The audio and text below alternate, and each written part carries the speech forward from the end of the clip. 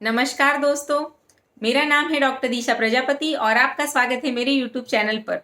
दोस्तों, आज की वीडियो में हम बात करने वाले हैं कि दांत निकलवाने के बाद नए दांत बिठा के लेना यानी कि टीथ रिप्लेसमेंट क्यों ज़रूरी होता है। बहुत सारे लोग ऐसा सोचते हैं कि हमारे मुंह में इतने सारे दांत हैं, एक दो दांत निकलवाने के बाद अगर नए दांत नहीं बिठाए तो हम बाकी के दांतों पे बहुत अच्छे से खाना खा पा रहे हैं, तो नए दांत क्यों बिठा के लेना है। अगर आप भी ऐसा कुछ सोचते हैं तो इस वीडियो को एंड तक ज़रूर देखिए, क्योंकि इसी वीडियो में मैं आपको ये बताने वाली हूँ कि दांत निकलवाने के बाद दांत बिठाना क्यों ज़रूरी होता है। अगर हमने वो टीथ रिप्लेस करके नहीं लिए तो लॉन्ग टर्म पे वो हमारे बाकी के दांतों पे क्या इफेक्ट आ सकता है, और साथ साथ इस टीथ रिप्लेस नहीं करके लेने की वजह से हमारे हेल्थ पे भी क्या प्रॉब्लम्स आ सकते हैं, उस बारे में हम इस वीडियो में बात करने वाले हैं। सो दोस्तों, सबसे पहले समझेंगे कि जो हमारा दांत है वो सारे ही दांत भले ही लाइन में हैं और एक ही जबड़े में है, बट हर एक दांत उसके अलग अलग सॉकेट में है। सॉकेट यानी कि अलग अलग उसका खड्डा है, हड्डी से बना हुआ, जिसे सॉकेट कहते हैं। और वो सॉकेट के अंदर हर एक दांत होता है। फॉर एन एग्जाम्पल, आपने कोई एक दांत निकलवा दिया। दांत निकालने के बाद उधर एक दांत जितनी जगह हो जाती है, करेक्ट। अब हमने दांत क्यों निकलवाया है? या तो आपके दांत में दर्द था, आपका दांत बहुत ज्यादा सड़ गया था, दांत में पस हो गया था, या फिर आपका दांत हिल रहा था। ये इनमें से कोई भी रीजन की वजह से ही हम दांत निकलवाते हैं, ऐसे ही तो हमने दांत निकलवाया नहीं होगा। सो जब आपको दांत में सड़न थी, पेन था या वो हिल रहा था, आपने ऑलरेडी उस साइड से खाना कम कर दिया होगा या खाना बंद कर दिया होगा, क्योंकि उस टाइम पे आप खाना नहीं खा पाते उस साइड पे। दांत निकलवाने के बाद वहां पर जख्म होने की वजह से भी आप उस साइड पे ज्यादातर खाना नहीं खाते हैं। सो बाय ह्यूमन नेचर क्या होता है, धीरे धीरे हमें उस साइड से खाना खाने की आदत छूट जाती है। यानी कि जिस साइड से आपने दांत निकलवाया है उस साइड से ऑलमोस्ट 90% लोग खाना कम कर देते हैं, या फिर बहुत सारे लोग खाना बंद ही कर देते हैं। सो सबसे पहला डिसएडवांटेज होता है कि अगर दांत निकलवाने के बाद आपने नया दांत बिठा के नहीं लिया है तो आपको उस साइड पे खाने की आदत नहीं होगी, आप सिर्फ एक ही साइड पे खाते रहेंगे। बहुत सारे पेशेंट्स ऐसे भी होते हैं कि चलो दांत निकलवा दिया है तो कुछ दिन बाद वो शायद हैबिट कर भी लेते हैं उस साइड पे खाना खाने की।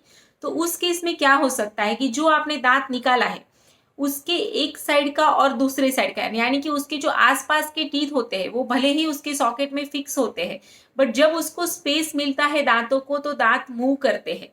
तो जब बीच में कोई स्पेस होता है, आगे या पीछे का जो भी दांत है वो स्पेस में धीरे धीरे ऐसा टिल्ट होने लगता है। ये प्रोसेस को टाइम लगता है। ऐसा नहीं है कि मैंने तो अभी दांत निकलवाया था, मेरे दांत तो वैसे ही, ऐसा नहीं होता है। ये लॉन्ग टर्म इफेक्ट बता रही हूँ मैं आपको, कि जैसे ही आपने वो दांत निकलवाया, वहां जख्म भर गया, वहां स्पेस था, उस स्पेस में उसके जो आसपास के ऐसे सीधे वाले टीथ थे वो धीरे धीरे धीरे करके ऐसे होने लगते। इसकी वजह से क्या होता है कि जो आपके प्रेजेंट टीथ था और उसके आगे वाला टीथ है उसमें पहले तो स्पेसिंग हो जाती है। वो स्पेसिंग होने की वजह से वहां पर फूड लॉजमेंट होने लगता है, यानी कि खाना फंसने की प्रॉब्लम हो सकती है। खाना फंसने की वजह से वहां पर क्लीनिंग अच्छे से नहीं हो सकता है, क्योंकि वहां पर स्पेस हो गया है। और उसकी वजह से आपके वो दो दांतों के बीच में भी सड़न हो सकती है। अगर सड़न नहीं हुई है तब भी जैसे जैसे वो टीथ और टिल्ट होता जाएगा उसकी रूट ओपन होते जाते हैं, यानी उसकी मूड ओपन होते जाते हैं, जिसकी वजह से आपको दांतों में सेंसिटिविटी की प्रॉब्लम हो सकती है। आपका मुंह जैसे बंद हो रहा था, यानी कि नीचे के दांतों के खड्डों में ऊपर के दांत के जो कव होते हैं वो नीचे के दांतों के खड्डे में गिरते हैं, जिसे ऑक्लूजन बोलते हैं, जो नॉर्मली कुछ इस प्रकार का रहता है। अगर आपने दांत निकलवा दिया तो वो ऑक्लूजन भी हिल जाता है, यानी कि जो आपकी चबाने की प्रक्रिया है वो भी पूरी चेंज हो जाती है। तो उस केस में भी आपको टीथ रिप्लेस करके लेना जरूरी होता है, नहीं तो वो आसपास के टीथ को भी धीरे धीरे खराब करने लगता है।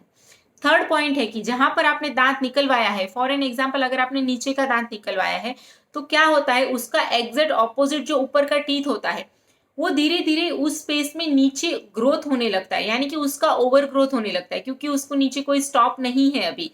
तो उसकी वजह से उसे भी स्पेस मिल जाता है, तो वो भी ग्रो होने लगता है, जिसकी वजह से ऊपर वाले टीथ के भी रूट्स ओपन होने लगते हैं। धीरे धीरे वहां पर बोन लॉस की भी प्रॉब्लम हो सकती है। और जैसे जैसे वो टीथ ओवर ग्रो होता है वो नीचे की स्पेस को फिल करता जाता है, यानी कि आपके आसपास के टीथ कुछ इस तरह से टिल्ट होते हैं और उस सेम टाइम पे ऊपर वाला टीथ भी उसी स्पेस में धीरे धीरे ऑक्यूपाई होने लगता है। सो जो आपके आसपास के निकाले हुए दांत के आसपास के टीथ थे और ऊपर वाले टीथ था वो सारे ही माल ऑक्लूजन हो जाता है, यानी कि पूरे ऑक्लूजन से हिल जाते हैं वो। अगर आपने टीथ रिप्लेस करके नहीं लिया तो वो केस में भी जहां पर आपने दांत निकाला है वहां की हड्डी भी गलने लगती है धीरे धीरे। जिसे बोन लॉस बोलते हैं, तो वहाँ की हड्डी भी धीरे धीरे गलने लगती है, जिसकी वजह से बहुत सारे लोगों में ये स्किन पिचक जाने की भी प्रक्रिया देखी गई है बहुत लॉन्ग टर्म। आपने देखा होगा कि बहुत सारे टीथ निकाल दिए हैं एक साथ, एक ही साइड के दो तीन ऐसे मल्टीपल दांत निकाल दिए हैं, तो वो केस में वहां की जो उनकी स्किन होती है ना अंदर के साइड पे ऐसा पिचक जाती है, जिसकी वजह से मुंह का जो फेस होता है, उनका जो स्ट्रक्चर, वो भी थोड़ा बहुत चेंज हो जाता है। नेक्स्ट है कि अगर आपने हर एक साइड पे एक दो दांत निकाले हैं, यानी कि एक साइड पे निकाला वो तो रिप्लेस नहीं किया, बट हर एक साइड पे एक दो दांत निकालने के बाद भी अगर आपने रिप्लेस नहीं किया है, तो उस टाइम पे धीरे धीरे क्या होता है ना, आपका जो खाना है वो अच्छे से बारीक नहीं हो पाता है। आपको लगता है हम खाना खा रहे हैं आप, बट वो अच्छे से बारीक नहीं होता है, क्योंकि हर एक दांत ऐसा स्पेसिंग हो जाती है या टिल्ट हो जाता है, जिसकी वजह से आपको बहुत लॉन्ग टाइम में आगे जाके आपकी पाचन क्रिया को लेके भी बहुत सारी, यानी कि डाइजेस्टिव प्रॉब्लम से भी सफर करना पड़ सकता है। यानी कि दांत रिप्लेस नहीं करके लेने का जो हमारा डिसीजन था, वो कहीं ना कहीं हमारे दांतों के आसपास के दांतों के साथ साथ हमारी हेल्थ को भी इफेक्ट करता है, क्योंकि खाना अच्छे से बारीक नहीं हुआ तो उस टाइम पे आपको अपचन की प्रॉब्लम होना या ब्लोटिंग होना, इस टाइप की हेल्थ प्रॉब्लम का भी सामना करना पड़ सकता है। तो दोस्तों, दांत निकलवाने के बाद दांत बिठा के लेना बहुत ही ज्यादा जरूरी होता है। ऐसा नहीं है कि मैं डेंटिस्ट हूँ इसीलिए आपको ये सजेस्ट कर रही हूँ, बट ये प्रोसेस मैंने आपको इसीलिए इतना डिटेल में समझाया है कि आप समझ सके कि दांत निकालने के बाद दांत को रिप्लेस करके लेना का इम्पोर्टेंस क्या होता है। दांत को रिप्लेस करने के लिए आप ब्रिज भी कर सकते हैं, वहां पर इम्प्लांट भी कर सकते हैं। अगर आपने आगो के दांत निकाले हैं तो वहां पर आप रिमूवेबल टीथ भी रिप्लेस करके ले सकते हैं। जो इसके सारे ऑप्शंस है दांत रिप्लेस करने के, उसके बारे में मैंने एक सेपरेट वीडियो बनाया है। अगर आपने वो नहीं देखा है तो उसका लिंक दे देती हूँ मैं ऊपर, आप वो वीडियो भी जरूर देखिए कि दांत रिप्लेस करवाने के कितने ऑप्शंस रहते हैं आपके पास। सो दोस्तों, आज के वीडियो में इतना ही। आई होप ये वीडियो देखने के बाद आप आपके टीथ को जरूर रिप्लेस करके लेंगे।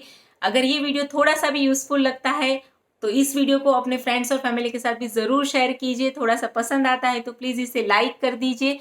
और अगर अभी तक आपने मेरे चैनल को सब्सक्राइब नहीं किया है या मुझे फर्स्ट टाइम देख रहे हैं तो प्लीज मेरे चैनल को सब्सक्राइब कीजिए, नीचे दिए गए बेल आइकन को भी जरूर प्रेस कीजिए, ताकि आने वाली सारी ही वीडियो की नोटिफिकेशंस आपको मिलते रहे। मिलते हैं नेक्स्ट वीडियो में। Till that keep smiling, bye bye.